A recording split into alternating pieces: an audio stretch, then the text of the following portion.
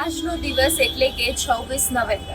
આજના દિવસે આપણું 76 વર્ષ પહેલા હેન્ડ રિટન કોન્સ્ટિટ્યુશન અપ્લાય થયું હતું. આજે હું ચાંદની તમને જણાવીશ કે આપણા દેશનું સંવિધાન કેમ એટલું ખાસ છે અને આજના દિવસે દેશમાં શું થાય છે. આજના દિવસે રાષ્ટ્રપતિ દ્રૌપદી મુર્મુ સંવિધાન સદનના કેન્દ્રીય હોલમાં રાષ્ટ્રીય સમારોહની અધ્યક્ષતા કરશે, જ્યાં વાઇસ પ્રેસિડેન્ટ પ્રધાનમંત્રી નરેન્દ્ર મોદી અને અન્ય વિશિષ્ટ વ્યક્તિઓ પણ હાજર રહેશે. તેઓ 9 વિવિધ ભારતીય ભાષાઓમાં ડિજિટલ બંધારણનું અનાવરણ કરશે અને બંધારણીય કલા અને કેલિગ્રાફી પરનું સ્મારક પુસ્તિકા રિલીઝ કરશે. દેશભરની શાળાઓમાં, કોલેજમાં સંવિધાનનું મહત્વ અને પ્રસ્તાવનાનું સામૂહિક વાંચન થશે.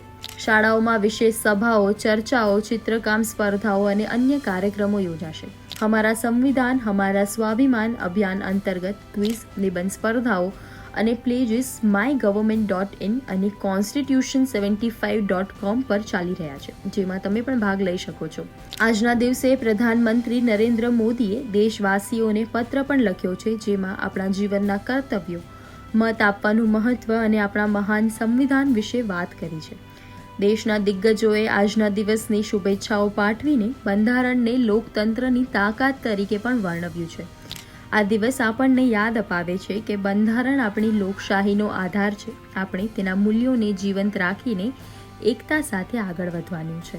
આવા જ બીજા ઇન્ફોર્મેટિવ વિડીયોઝ માટે જોડાયેલા રહો મુંબઈ સમાચાર સાથે અને અમને સબસ્ક્રાઇબ કરવાનું ભૂલશો નહીં.